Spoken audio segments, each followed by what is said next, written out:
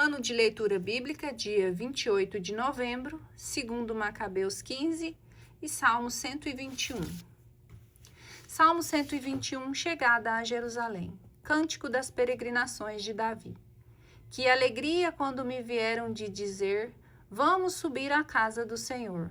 Eis que nossos pés se estacam diante de tuas portas, ó Jerusalém.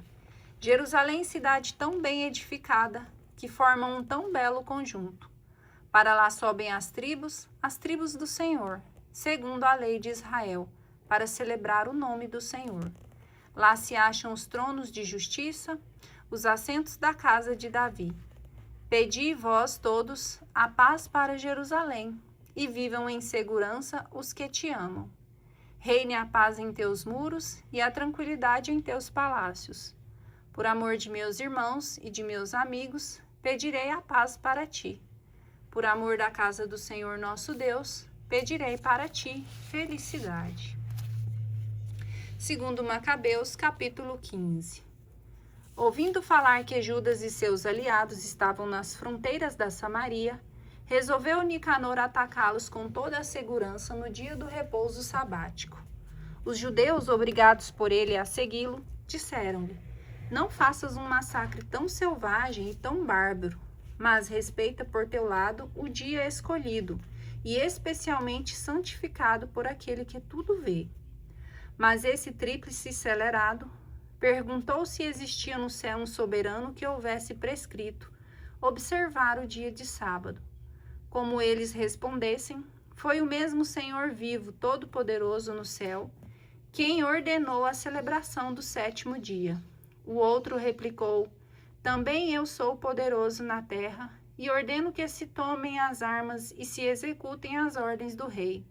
Todavia não pôde executar seu desígnio criminoso. Enquanto Nicanor, no auge de seu orgulho, decidia erigir um troféu com os despojos de Judas e seus companheiros, Macabeu, ao contrário, deixava-se levar por uma inteira confiança de que haveria obter auxílio do Senhor.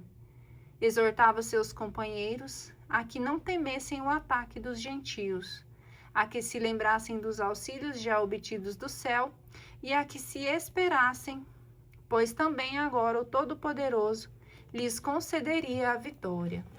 Encorajou-os, citando a lei e os profetas. Lembrou-lhe os combates outrora sustentados e inflamou-os desse modo com um novo ardor. Após ter-lhe reanimado o espírito, estimulou-os ainda, apresentando aos seus olhos a perfídia dos gentios e o desprezo da palavra dada. Assim armou a todos não com a segurança que vem das lanças e dos escudos, mas com a coragem que suscitam as boas palavras.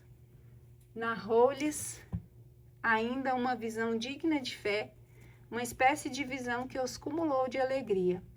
Eis o que tinha visto.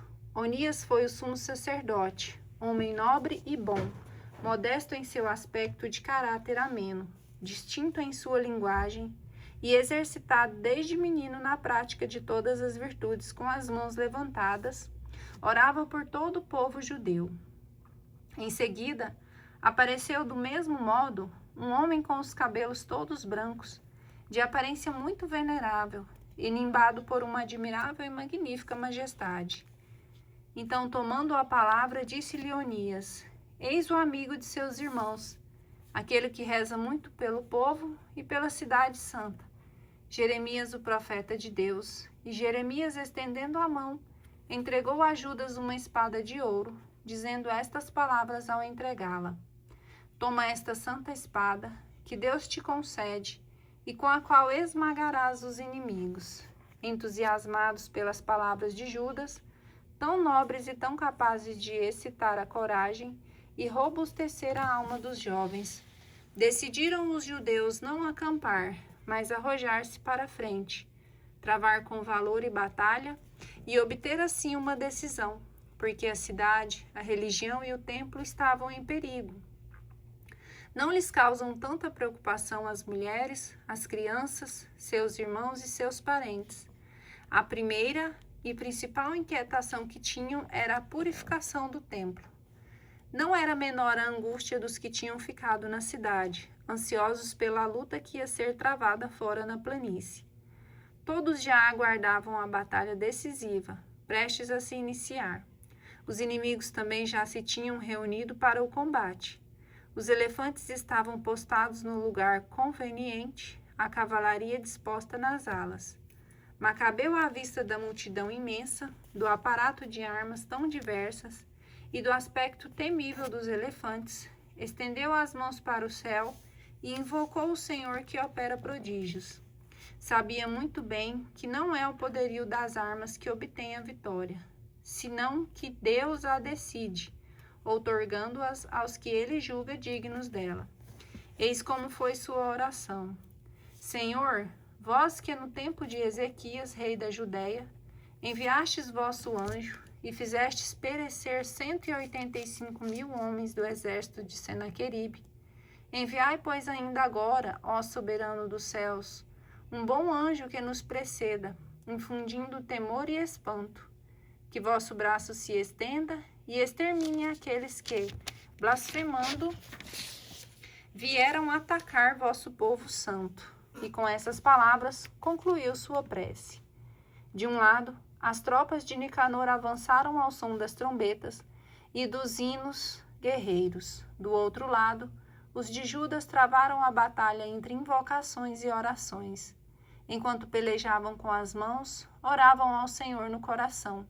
E assim derribaram, pois, na terra nada menos que 35.000 homens, e alegraram-se por verem Deus manifestar-se desse modo. Concluída a batalha, dispersaram-se felizes, quando reconheceram Nicanor prostrado com sua armadura. Então, entre gritos e alvoroço, louvaram o Senhor na língua paterna. Aquele que se consagrara de corpo e alma a serviço de seus concidadãos e conservara com seus compatriotas o amor de sua juventude. Ordenou que degolassem a cabeça de Nicanor, como também a mão e o braço, e os levassem a Jerusalém. Chegado à cidade, convocou seus compatriotas, dispôs os sacerdotes diante do altar e mandou aproximarem-se também os que se achavam na fortaleza.